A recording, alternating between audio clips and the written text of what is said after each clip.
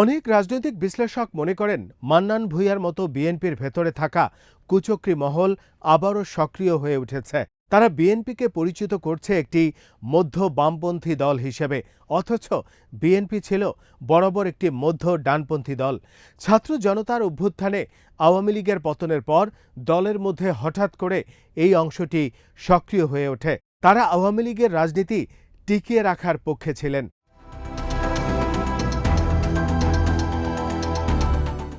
তাদের যুক্তি ছিল ইসলামপন্থী কোনো দলের বিরোধী দলের আসনে বসার চাইতে বিএনপির জন্য একটি দুর্বল আওয়ামী লীগ অনেক বেশি ভালো।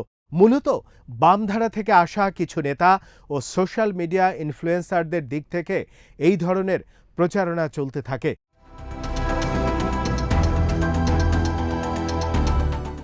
বিএনপির ভেতরে থাকা এই অংশটির সাথে ভারতীয়দের সংযোগ ঘটে।